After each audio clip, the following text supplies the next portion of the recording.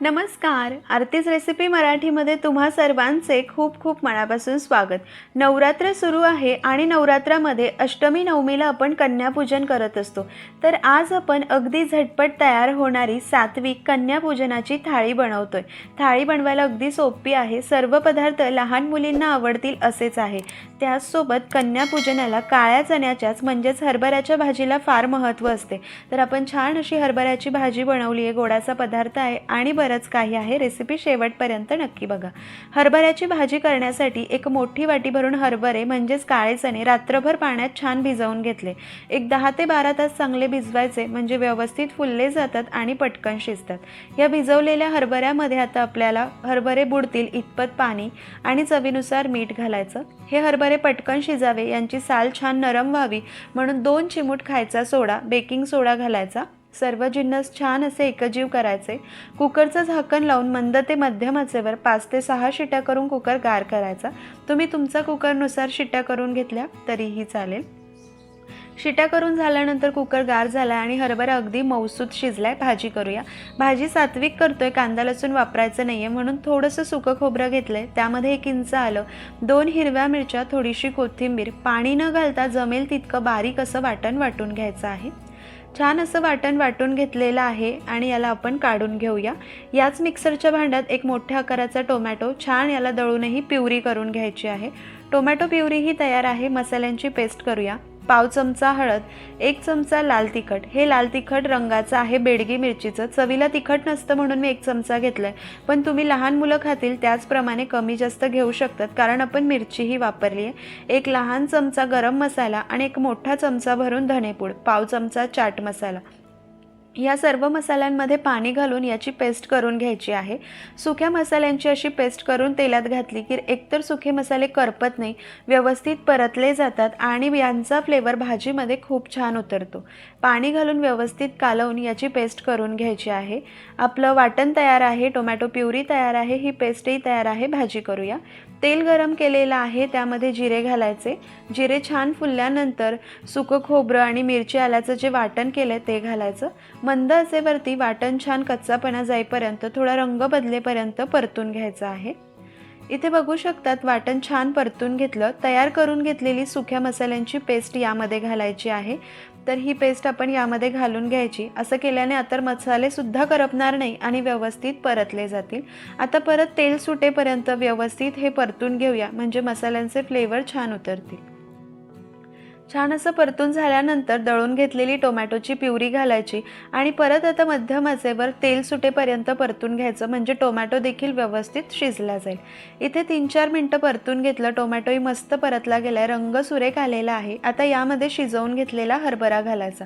इथे मला लफतफीत भाजी करायची आहे म्हणून मी त्यामध्ये असलेल्या पाण्यासोबतच हरभरा घालते. तुम्हाला जर सुकी भाजी करायची असेल तर चाळणीवर पाणी निथळून घ्या आणि ते पाणी सूप म्हणून तुम्ही मुलांना प्यायला देऊ शकतात. आता भाजी मला लफतफीत करायची आहे आणि ही भाजी आपण अजून थोडा वेळ उकळून घेणार आहोत म्हणून मी यामध्ये थोडंसं पाणी घालते. तुम्हाला भाजी किती पातळ घट्ट करायची आहे त्यानुसार तुम्ही करू शकतात.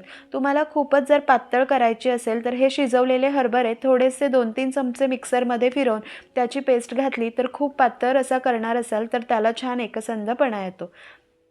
चवीनुसार मीठ घालायचं आहे आणि सुरुवातीलाही मीठ घातलं आहे त्याच अंदाजाने मीठ घालायचं. आता मंद आचेवर एक 7 ते 8 मिनटं भाजी छान उकळून घेते. मंद आचेवरती भाजी 7 ते 8 मिनटं छान उकळून घेतली. रसाला एकसंधपणा आला आहे. मस्त चमचमीत हरभऱ्याची भाजी बनून तयार आहे. कोथिंबीर घालून गॅस बंद करूया. आता आपण झटपट बटाटा भात करूया. बटाटा लहान मुलांना फार आवडतात म्हणून हा बटाटा भात मुलं फार आवडीने खातात. तेल गरम केलं आहे, जिरे घालायचे, त्याचसोबत 2-3 तमालपत्र घालायचे, 4-5 लवंगा, 3-4 हिरव्या वेलची, 1 इंच दालचिनी घालायची आणि मसाले छान फुलेपर्यंत परतून घ्यायचे. मसाले छान परतल्यानंतर हिरवी मिरची आल्याचा ठेचा घालायचा.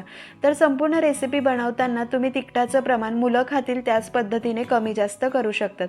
इथे मी 1 हिरवी मिरची, 1 इंच आलं वाटून त्याला घातलेलं आहे. वाटण छान परतल्यानंतर आता बटाटा भात आहे तर 2 बटाटे साल काढून मोठ्या फोडी केल्यात ते घालायचे. त्यानंतर यामध्ये भिजवून घेतलेला मटार घालणार आहे. तुम्ही भिजवलेला किंवा ताजा फ्रोझन कोणताही मटार वापरू शकतात. एक मोठ्या आकाराचा टोमॅटो चिरून घेतला आहे, तो देखील घालायचा. आता ह्या भाज्या एक 3-4 मिनटं आपल्याला मध्यम आचेवर छान अशा परतून घ्यायच्या आहे. भाज्या चांगल्या परतून झाल्यानंतर त्यामध्ये पाव चमचा हळद घालायची, 1 चमचा लाल तिखट, हे बेडगी मिरचीचं तिखट आहे, चवीला तिखट नसतं. त्याचसोबत 1 चमचा धणा पावडर घालायची आहे आणि 1 चमचा गरम मसाला. गरम मसाला किंवा गोडा मसाला घालू शकतात. दोन्हीही नसेल तर थोडासा बिर्याणी मसाला घातला तरीही चालतो. सर्व सुके मसाले भाज्यांमध्ये छान असे मिक्स करून घ्यायचे, एकजीव करून घ्यायचे. मसाले चांगले एकजीव करून घेतल्यानंतर यामध्ये पाणी घालायचं आहे. तर या वाटीने मोजून मी 1 वाटी तांदूळ घेणार आहे, तर मी 2.5 वाटी पाणी घालते, कारण आपण तांदूळ भिजवून घेणार नाही आहे आणि भाज्याही आहे. तर इथे 2.5 वाटी पाणी घातलेलं आहे. चवीनुसार मीठ घालायचं आणि या पाण्याला चांगली खळखळून उकळी येऊ द्यायची आहे. तर पाण्याला उकळी येत असताना यामध्ये थोडासा गूळ घालायचा. गूळ घातल्याने मसाले भाताची चव खूप छान लागते. पाण्याला मस्त उकळी आली आहे. ज्या वाटीने पाणी मोजलं त्याच वाटीने 1 वाटी तांदूळ घेतला आहे, स्वच्छ धुवून घेतला आहे आणि हा रेग्युलर वापरातलाच तांदूळ आहे. तर तांदूळ भिजवलेला नाही. तांदूळ घातल्यानंतर एकजीव करायचं, कोथिंबीर घालायची आणि मी 1 टेबलस्पून यामध्ये साजूक तूपही घातलं होतं, फक्त ती क्लिप मिस झाली. छान असं तळापासून मिक्स करून घ्यायचं. झाकण लावून मध्यम आचेवर 2-3 शिट्या करून कुकर गार करायचा. आता मी कुकर गार झाल्यानंतरच तुम्हाला हा बटाटा भात दाखवते. पुरीसाठी झटपट पीठ मळून घेऊया. इथे गव्हाचं पीठ घेतलेलं आहे 2 वाट्या. पुऱ्या छान खमंग खुसखुशीत व्हाव्यात, टम्म फुगाव्यात म्हणून 2 चमचे बारीक रवा घालायचा. सोबतच पुऱ्या छान खमंग लागाव्या म्हणून 2 चमचे बेसन पीठ घालायचं. चवीनुसार मीठ घालायचं आहे आणि सर्व सुके जिन्नस चांगले एकजीव करून घ्यायचे. त्यानंतर पाणी घालून घट्टसर पीठ भिजवायचं. पीठ चांगलं घट्टसर भिजवायचं म्हणजे पुऱ्या तेलकट होत नाही आणि बराच वेळ फुगलेल्या राहतात.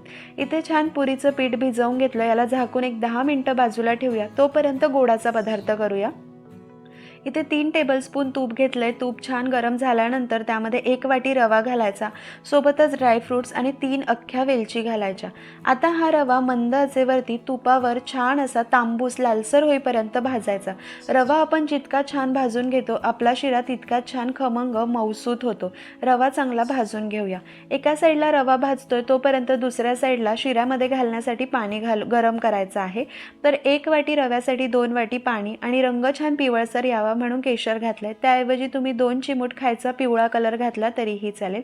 आता दुसऱ्या गॅसवर आपण पाणी गरम होण्यासाठी ठेवूया आणि रवा देखील आपण सतत मिक्स करत छान असा भाजून घेतोय. रवा मस्त तांबूस होईपर्यंत भाजून घेतलाय. ड्रायफ्रूट्सही छान भाजले गेले. पाणीही दुसऱ्या गॅसवर चांगलं उकळलेलं आहे. गॅस मंद करायचा आणि भाजून घेतलेल्या रव्यामध्ये हे उकळतं पाणी घालायचं. गरम गरम रव्यामध्ये असं गरम गरम पाणी घातलं की रवा पटकन पाणी शोषतो, मस्त फुलला जातो आणि आपला तयार होणारा शिरा छान मऊसूत आणि मोकळा सुटसुटीत होतो. चिकटही होत नाही आणि खूप फडफडीतही होत नाही. मस्त असा मऊसूत होतो. पाणी घालताना गॅस अगदी मंद ठेवायचा आणि छान असं मिक्स करून घ्यायचं. अगदी अर्ध्या ते 1 मिनिटात रवा संपूर्ण पाणी शोषून घेतो. झाकण ठेवून 2 मिनटं वाफ काढायची.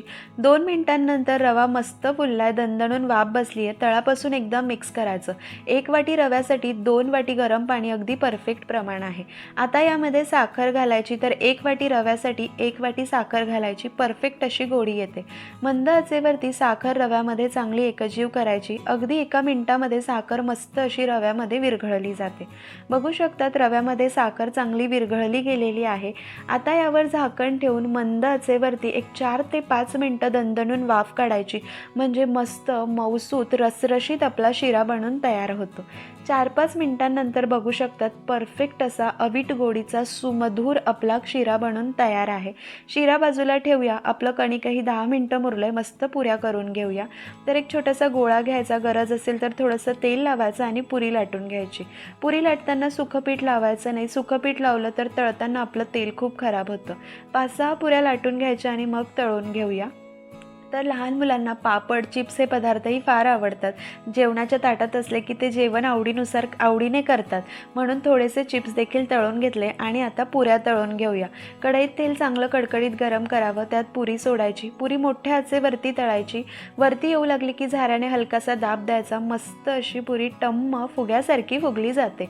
पुरी तळताना जास्त वेळा उलटपलट करायची नाही. 2च वेळा उलटून घ्यायची आणि पुरी काढून घ्यायची म्हणजे पुरी तेलकट होत नाही. एका बाजूने छान बदामी बदामी रंग आला की दुसऱ्या बाजूने छान बदामी रंग येईपर्यंत तळायची आणि काढून घ्यायची. सगळ्या पुऱ्या अशाच तळून घेते. पुऱ्या तळून झालाय, बटाटा भात झालाय, कुकरही गार झालाय. आहा, काय मस्त असा भात तयार आहे. सुगंध अप्रतिम येतोय. लहान मुलं फार आवडीने खातात. मस्त असा बटाटा भातही तयार आहे. इथे आपली झटपट कन्यापूजनाची सात्विक थाळी बनून तयार आहे. चमचमीत हरभऱ्याची भाजी, टम्म फुगलेल्या पुऱ्या, बटाटा भात, शिरा आणि पापड. ही थाळी या कन्यापूजनाला नक्की ट्राय करा. एका गॅसवर हरभरा शिजायला ठेवला, दुसरीकडे बटाटा भात घालायचा. हरभरा शिजल्यानंतर भाजीला फोडणी द्यायची, पीठ भिजवून घ्यायचं, शिरा करायचा आणि पुऱ्या करायच्या. झटपट थाळी बनून तयार होते. तर नक्की ट्राय करा. कशी वाटली कमेंट करून सांगा. जास्तीत जास्त शेअर करा, लाईक करा, चॅनलला सबस्क्राईब करा.